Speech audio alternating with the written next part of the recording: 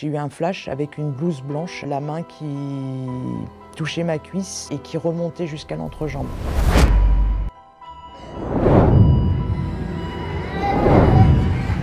Le docteur Le Squarnec notait toutes ces agressions. Avec détail, c'est hallucinant. Il y a plus de 300 victimes. Je sais que l'avocat général avait fait un calcul que s'il se trouvait aux États-Unis, il prenait 4110 ans de prison.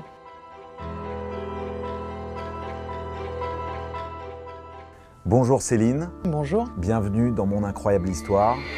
Céline, tu as été la victime de Joël Le Squarnec, un monstre en blouse blanche qui a volé ton enfance alors que tu n'avais que 6 ans. De cette agression pourtant, tu n'as aucun souvenir. Il faudra attendre plus de 30 ans pour que l'horreur de ces gestes remonte à la surface. Ce jour-là, nous sommes le 30 juin 2019. Tu es chez toi, c'est un jour comme les autres, mais quelqu'un frappe à la porte. Tout à fait. On était avec mon mari, tranquillement en train de regarder la télé, comme un petit peu tout le monde. Et oui, quelqu'un a frappé à la porte. Et là, surprise, un gendarme.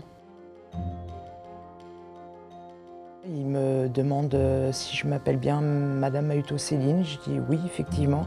Il m'a dit je me suis déplacée pour vous voir. J'ai quelque chose de très important à vous dire. Donc je le fais rentrer. On s'installe dans une pièce parce qu'il voulait vraiment me parler, qu'on soit que tous les deux en fait dans la pièce. Je dis oui mais bon c'est mon mari, ça fait plus de 20 ans qu'on vit ensemble. Il m'a dit non, on va suivre le protocole. On se met dans une pièce, je vous parle calmement et je vous annonce ce qui se passe. À ce moment-là, tu as une idée de... Pas du tout, à aucun moment. J'ai plein de questions qui me sont arrivées par rapport à mes petits frères ou ma maman. Parce qu'en règle générale, quand les gendarmes se déplacent, c'est pas pour rien. Donc j'ai pensé tout de suite à ma famille en fait. Donc je l'ai questionné, est-ce que ça concerne mes petits frères, est-ce que ça concerne ma maman? Il m'a dit non, non, ça ne concerne aucun membre de votre famille, ça vous concerne vous. Donc là, j'ai été surprise. En fait, il m'a demandé si j'avais été opérée de l'appendicite. Donc ce que je lui ai confirmé, je dis mais qu'est-ce que ça vient faire là? Parce que ça remonte à très loin en fait. Quand tu avais 6 ans. Oui, tout à fait. Et il me demande à peu près de situer la date. Donc je lui ai dit, c'était à peu près en 91, été 91, un truc comme ça. Donc il me dit, bon, bah, ça correspond, c'est bien vous. Il me fait, voilà, lorsque vous avez été opéré de l'appendicite, le chirurgien qui vous a opéré vous a fait des attouchements. Il a vraiment enrobé, mis les formes pour m'annoncer ça. Il t'a pas parlé de vie? Non. Il t'a parlé d'attouchement? Voilà, il m'a parlé d'attouchement. Quand tu entends ce mot, qu'est-ce que tu penses? En fait, j'ai le cerveau qui s'est déconnecté pendant 1 minute. J'étais vraiment déjà surprise. Et puis, oui, j'ai le cerveau qui s'est déconnecté pendant 1 minute. Et ensuite, il y a tout qui s'est reconnecté. Et là, ça a été le déballement des questions, quoi. Quelle est la procédure pour le mettre en prison? Il faut le mettre hors d'état de nuire, ce monsieur. Tu t'en rappelais de ce monsieur? Pas du tout.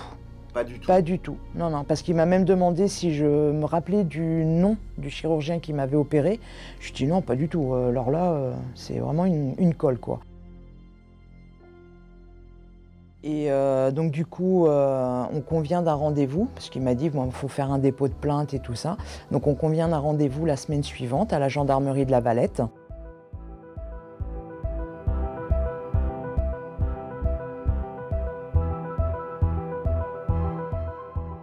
Et là, du coup, le gendarme commence à taper le dépôt de plainte. Il me met face à des photos également pour pouvoir l'identifier, ce que je n'ai pas réussi à faire puisque je n'ai pas de souvenir de son visage. Et là, il m'apporte en fait les vrais mots. Il m'a dit voilà, quand je vous ai vu chez vous, il m'a dit j'y suis allée vraiment avec douceur parce qu'on ne sait jamais comment les gens peuvent réagir. Il m'a dit là, je vais vraiment vous citer le mot en fait. Hein, c'est pas de l'attouchement, c'est vraiment du viol.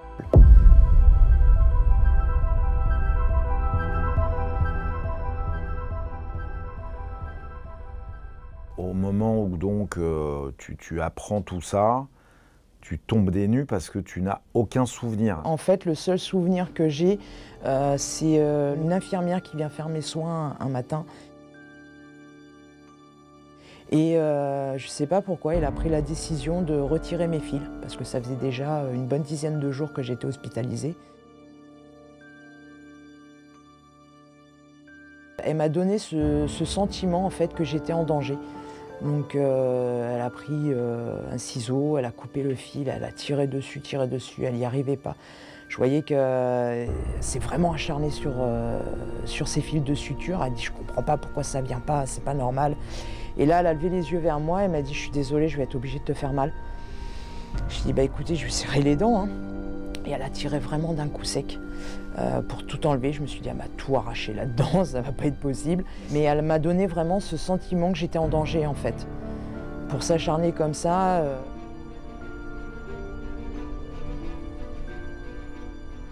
C'est-à-dire que pour toi, aujourd'hui, tu considères que cette façon brutale de retirer tes poings, c'était une façon de t'alerter, de te dire quelque chose? Oui, de dire qu'il fallait que je parte rapidement de cette clinique, quoi.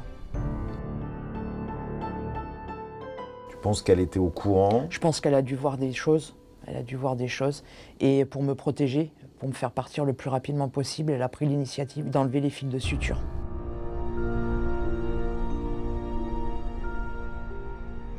Ta mère, comment…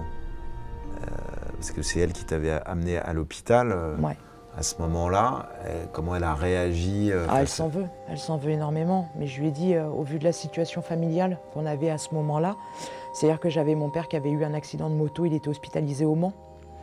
Donc moi j'ai fait mon crise d'appendicite à Loches. Mais je lui ai dit, à aucun moment je t'en veux, à aucun moment. On avait une situation qui faisait que, malheureusement, il en a profité de lui à ce moment-là, quoi.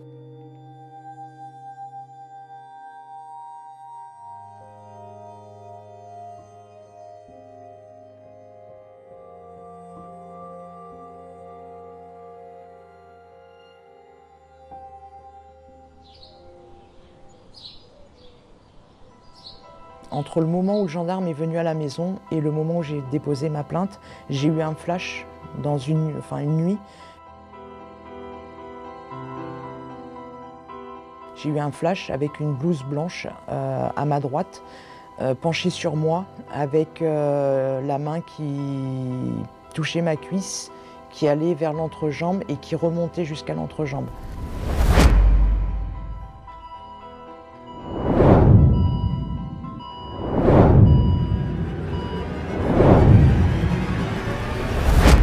Donc ça, je l'ai noté dans un carnet parce que le gendarme me l'avait conseillé. Je lui en ai parlé, je me suis dit, est-ce que c'est mon subconscient? Il m'a dit non, c'est vraiment un flash de souvenir qui est remonté. Mais c'était un flash, c'est-à-dire t'es éveillé ou tu dormais? Non, je dormais comme un rêve si vous voulez, Okay. Mais je dormais et en fait ça m'a réveillée en sursaut, quoi.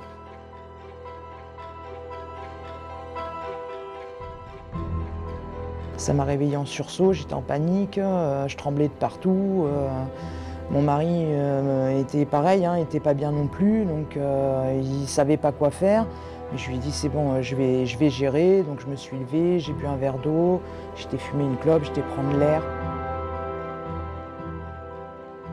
T'as l'impression que c'était un moment réel, Oui. c'est-à-dire de vraiment quelque chose que tu as vécu, Oui. pas un rêve fabriqué après qu'on t'ait dit… Non, puisque je sentais vraiment la main également qui… Enfin, je sentais tout en fait. La pression de la main sur la cuisse, je sentais vraiment le truc, quoi. C'est le moment où tu as pris conscience De ce qui m'était arrivé, ouais. Ce qui t'est arrivé, c'est un viol. Tout à fait. Est-ce que tu as les détails de ce viol, justement est-ce que les gendarmes t'expliquent, te racontent Non, ils m'ont pas… Non, ils sont pas allés jusque-là.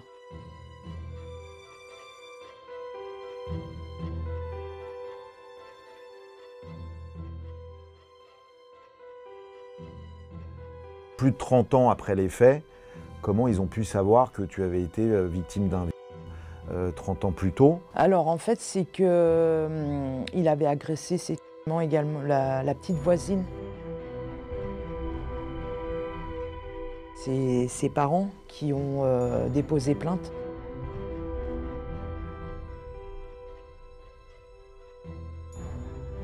Du coup, il y a eu une perquisition chez lui et c'est là qu'ils ont découvert l'horreur en fait.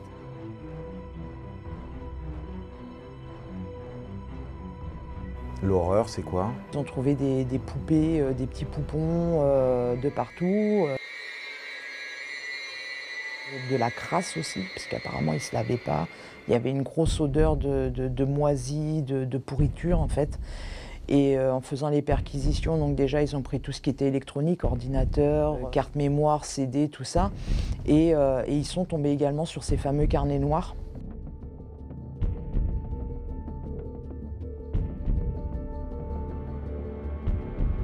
Et les gendarmes, en fait, ils ont pris un carnet au hasard, ils ont commencé à lire et là ils se sont dit il y a quelque chose qui ne va pas, quoi. Qu'est-ce qu'ils ont lu? Moi, ils ont dû lire un passage d'une victime avec tous les détails qu'ils pouvaient noter. En fait. C'est-à-dire que le docteur Le Skwarnek notait tout, absolument tous les, les jets, toutes voilà. ces agressions, tout à fait. enfant par enfant ou pas enfant d'ailleurs. Il y avait des adolescents, des gens plus âgés, et il y avait des centaines d'agressions. Et notait tout en fait, avec détail aussi. C'était chirurgical en fait. Hein. Donc c'était vraiment bien expliqué, c'était vraiment détaillé.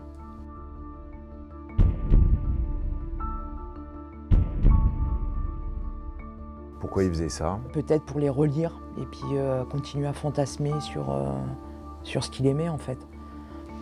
Dans ces carnets, il y a effectivement des centaines de victimes, mais il y a aussi des pratiques d'une grande perversion. On parle d'animaux et ce genre de choses. Oui, scato, zoo. Il coche toutes les cases, quoi. Il coche toutes les cases. Et ça, c'est pour un être humain, je ne le comprends pas. Donc, mon avocate m'a même raconté qu'elle avait vu des photos, des images où il se mettait en scène. C'est l'horreur absolue, quoi. Il se met en scène, ça veut dire quoi? Il se met en scène où il est en train de laver sa vaisselle à la main. Il prend un verre, il fait pipi dedans et il boit son urine. Et toi, tu fais partie de l'un de ces carnets avec, il y a quoi, ton nom, ton prénom? Mon prénom, ma date de naissance et puis après, tout ce qu'il a pu décrire sur ce qu'il a fait sur moi en fait. Il décrit pour chacune de ses victimes, il décrit les horreurs qu'il lui a fait subir.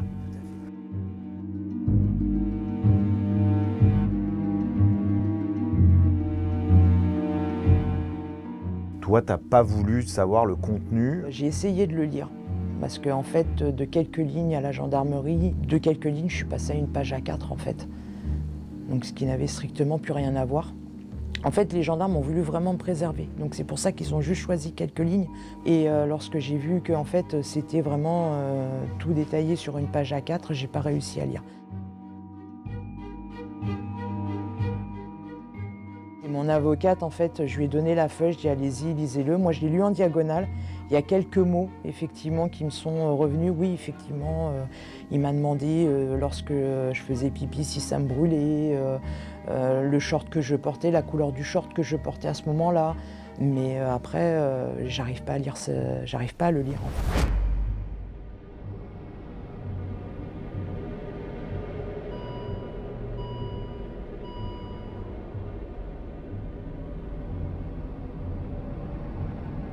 Tu as découvert à quel moment que tu n'étais pas la seule victime?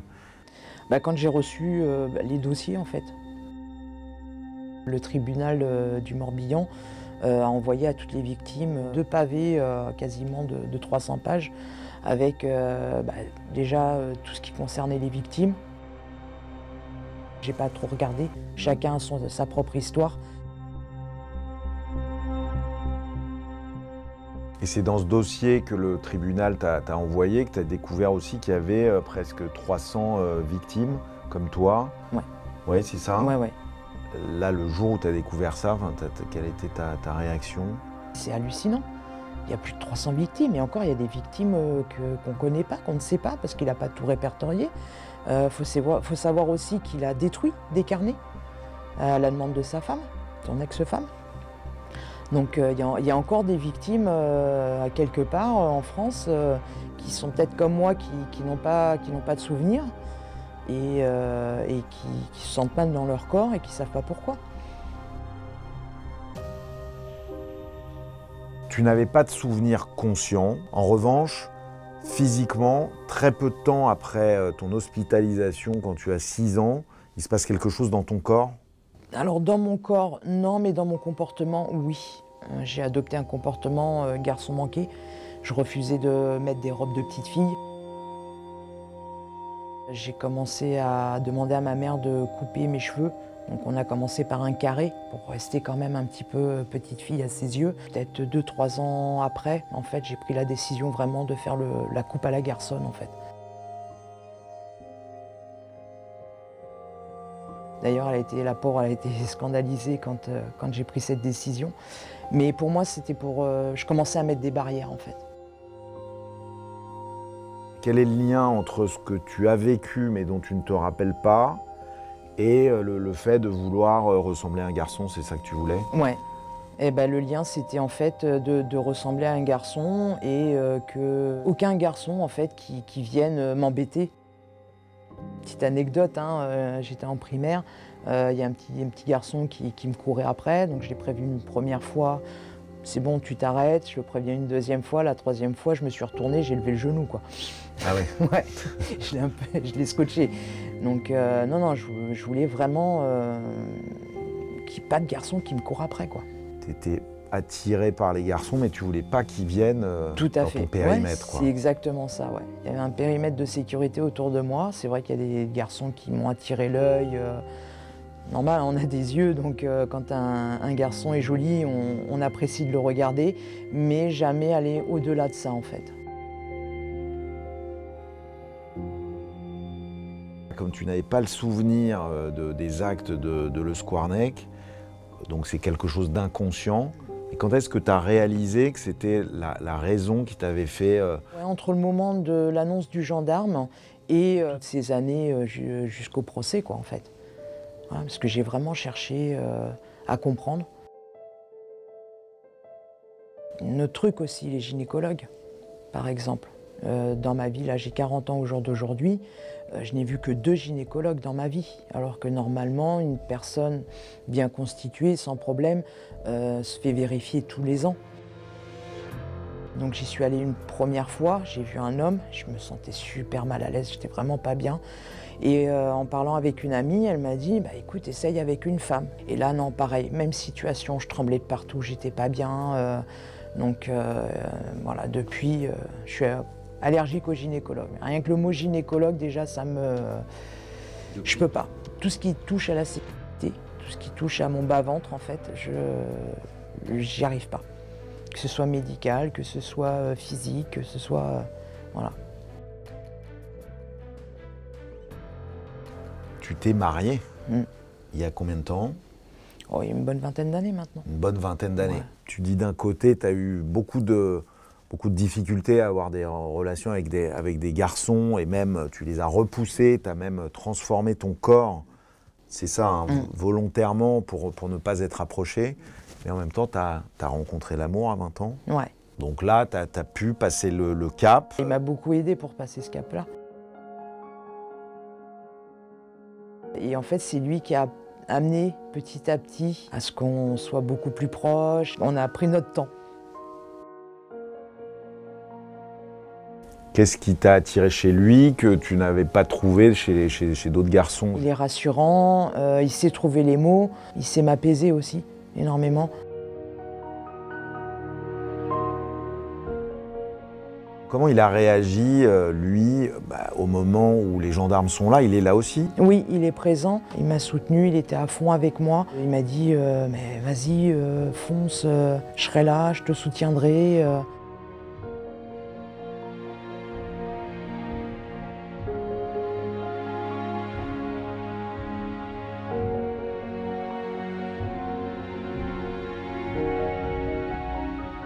Ça a dû être un choc pour lui aussi. Oui. Ouais, ouais. Ça aurait même pu faire en sorte que ça le détourne de toi. Ouais, je lui ai dit parce que en fait, pour tout ce qui est relations physiques, pour ce qui me concerne, depuis l'annonce du gendarme, je n'ai plus envie en fait de relations physiques.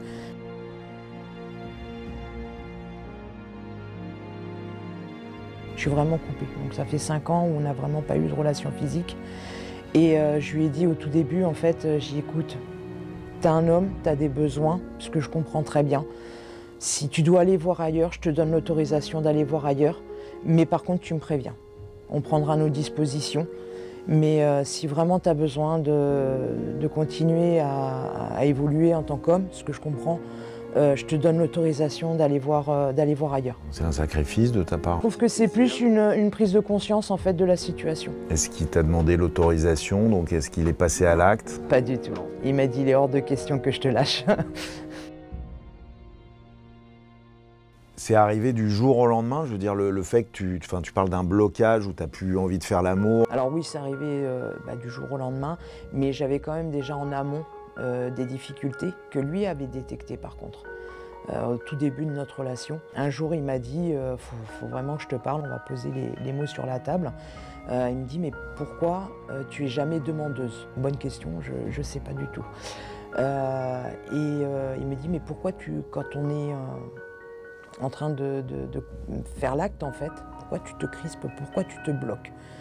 Je dis mais à aucun moment je me bloque en fait. Donc ce qui veut dire que mon cerveau était vraiment dans l'euphorie et la volonté de la relation physique avec mon mari. Par contre c'est mon corps qui réagissait. C'est-à-dire c'est lui qui se crispait, c'est lui qui donnait des douleurs. J'étais vraiment dissociée, il y avait le cerveau qui était vraiment dans l'euphorie du truc qui était très bien. Mais par contre, j'avais le corps qui, lui, le subissait comme une agression. Depuis toujours? Ouais. Et c'est là qu'il m'a posé la question, mais qu'est-ce qui t'est arrivé étant jeune? Et alors? Pas de réponse. À ce moment-là, tu savais pas? Aucune réponse. Depuis 6 ans, bon, à part ces relations perturbées, quelle est ta vie? Comment tu te sens? Je me sens bien professionnellement, je suis moi-même, le sourire, toujours à plaisanter, très carré dans mon travail. Mais en fait, j'arrive à dissocier mon affaire personnelle à ce qu'il est à mon travail. Donc ton travail, tu es dans la sécurité, tu travailles pour l'armée, c'est ça? Oui, tout à fait. Et ça, tu es à Toulon. Oui. Et ça, c'est précieux. Oui. À aucun moment, je voulais mélanger les deux. C'est-à-dire que j'ai jamais posé d'arrêt maladie parce que j'étais pas bien ou des choses comme ça. Non, non. Mon problème personnel, je le laissais à la maison et ensuite j'allais au travail. J'ai vraiment dissocié les deux.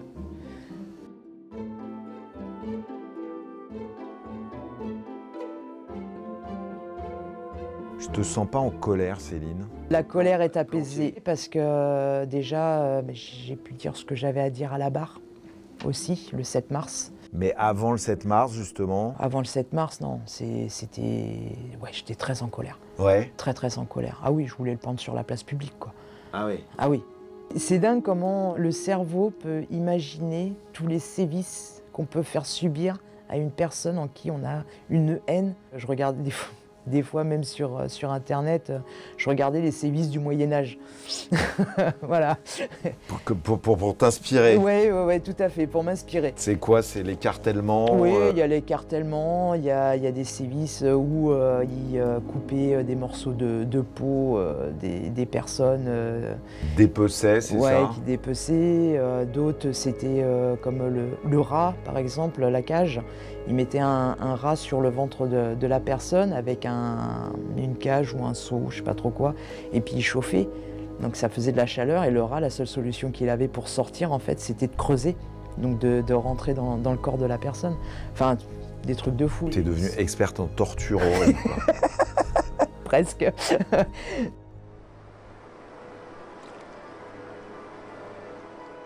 Donc le procès a démarré début 2025.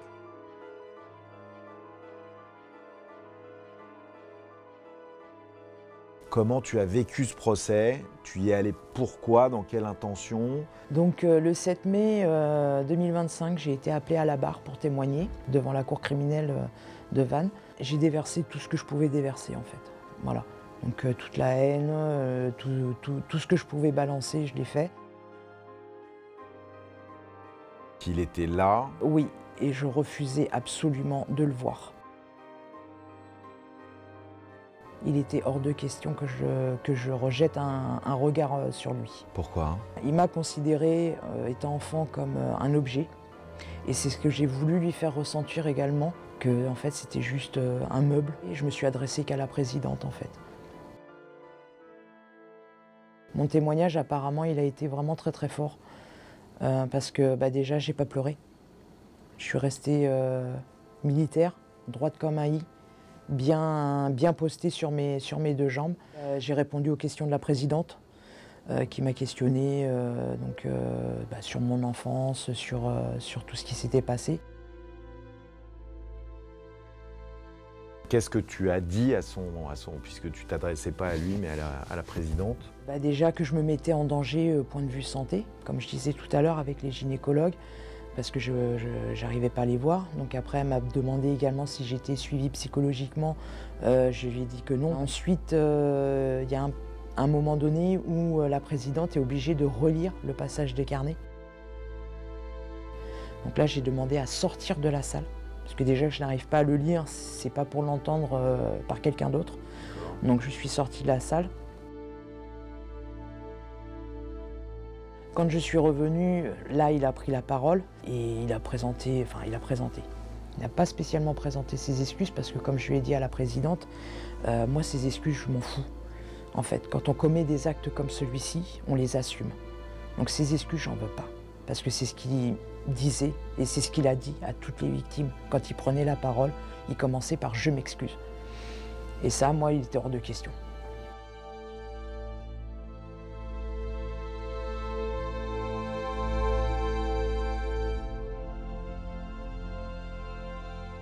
Qu'est-ce que tu attends de ce procès?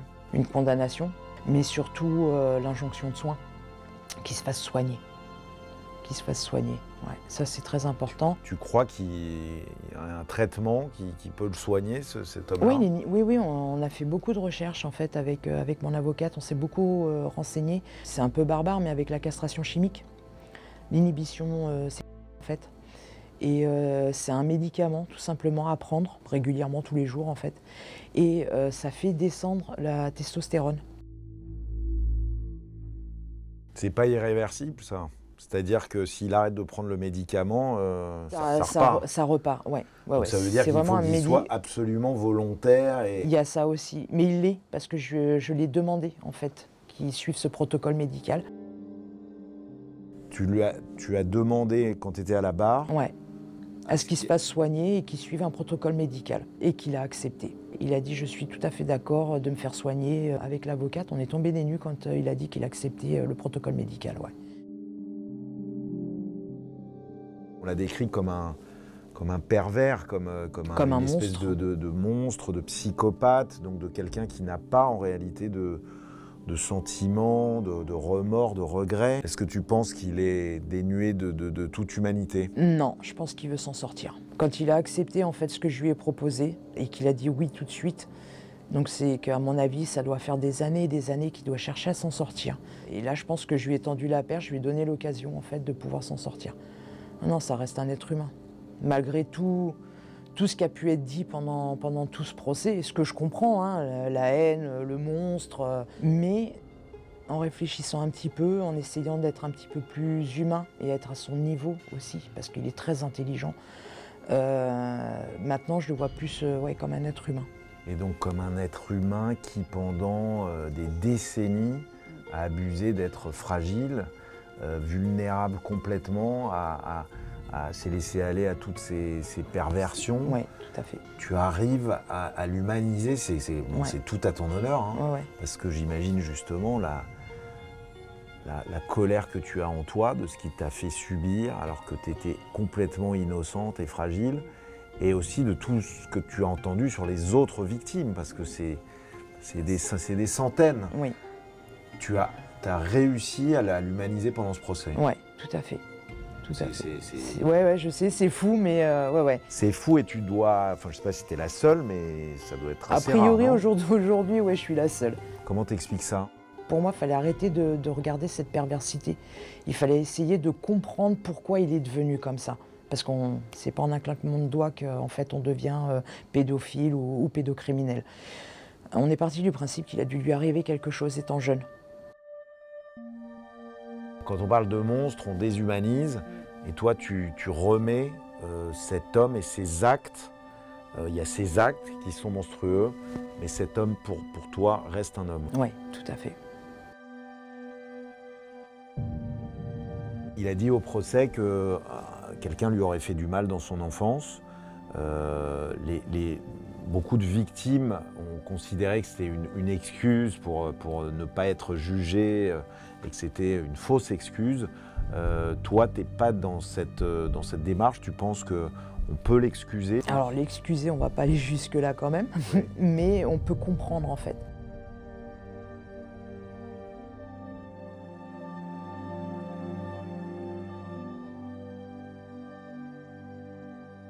Parce qu'en fait, en France, on ne comprend pas la pédophilie. Il n'y a pas de... Comment dire? Il n'y a pas d'études.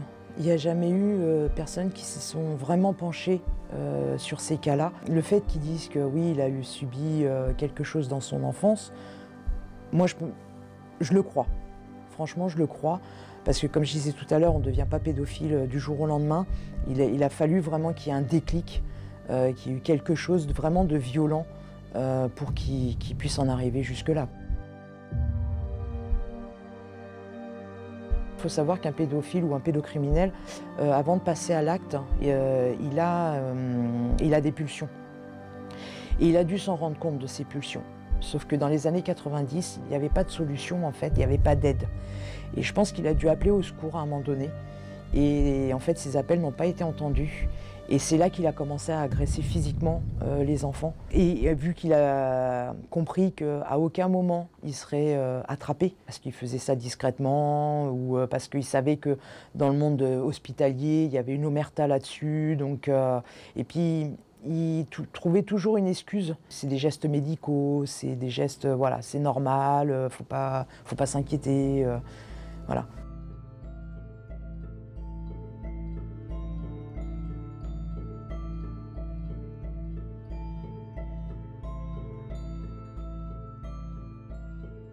Les réquisitions, c'est 20 ans de réclusion criminelle pour Joël Le Squarnec.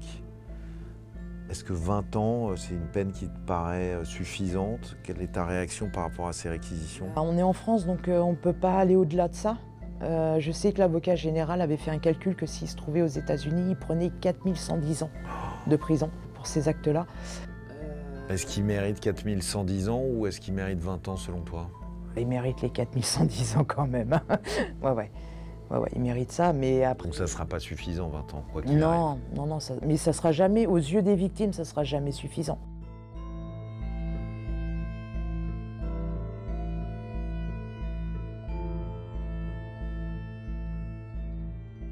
Est-ce que 4110 ans, ça aurait été suffisant? Oui, parce qu'on sait qu'il restera en prison, croupir et puis mourir dedans.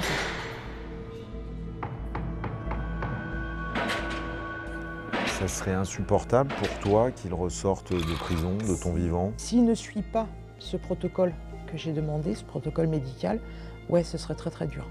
Ça serait vraiment relâcher un fauve en fait dans la nature et de toute façon il recommencerait directement. On ne peut pas lui imposer la castration chimique, il faut qu'il accepte. Il faut qu'il accepte, oui. Et ce qui est le plus fou, c'est qu'il a accepté. Donc c'est qu'il le sait, qu'il a un mal-être lui aussi.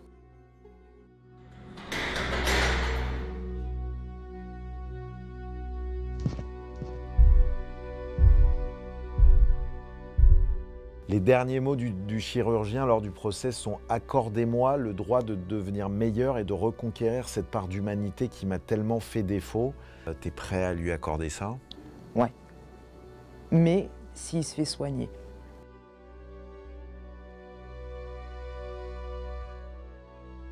T'as rencontré d'autres victimes?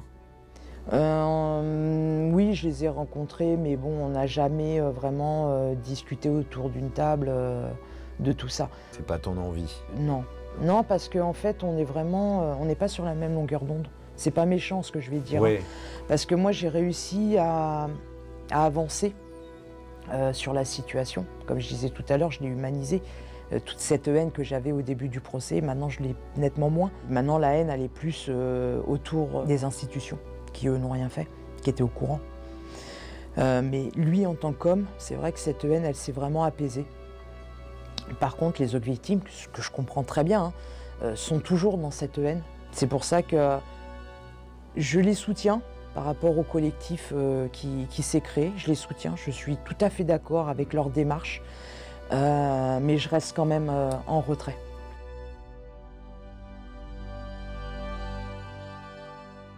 Toi, Céline, est-ce que après tout ce que tu sais aujourd'hui, finalement, tu aurais préféré rester dans l'ignorance, ne pas savoir ce qui s'était passé? Oui, oui. Oui? Ah oui, totalement. Tu aurais préféré que les gendarmes viennent pas toquer à ta porte? Oui, oui. Je sentais qu'il y avait quelque chose qui n'allait pas, qui clochait. Mais je réussissais à vivre avec. Tu vois ce que je veux dire? Je réussissais à vivre avec, à évoluer, voilà. Les relations physiques avec mon mari, même s'il y avait des difficultés, mais je prenais sur moi. Donc on réussissait à avoir une routine. Voilà.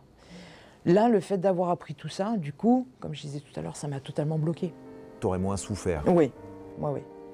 Oui, j'aurais moins souffert, ça c'est clair. Mais est-ce qu'aujourd'hui, tu vas pas pouvoir justement faire évoluer là, tes blocages Oui, avec de l'aide de professionnels. Ouais. Ouais. Est-ce que tu penses que ce procès, il va t'aider? Oui, oui, oui, ça va m'aider à pouvoir justement passer ce cap. Donc dans un an, on se revoit et c'est une nouvelle Céline? Ouais, il y a de fortes chances, ouais. Vraiment? Ouais. T'y crois? Ah ouais, complètement. Ça sera quoi une nouvelle Céline? Toujours aussi folle, ça c'est sûr. Ouais. Dans la sphère privée, retrouver une sécurité normale. Et est-ce que c'est une Céline qui va se laisser pousser les cheveux, qui va... Peut-être, sait-on qui jamais. va se maquiller? Tu te maquilles jamais? Non, jamais. Mais sait-on jamais, pourquoi pas? T'aimerais ça? Tout de suite, non. Tout de suite, non, t'es Non, pas non, prête. non, tout de suite, je suis pas prête. Mais dans le futur, pourquoi pas? Mais ça voudrait dire que tu vas mieux quelque part, tu penses? Oui. Oui, Oui. et puis que je me suis réapproprié mon corps surtout.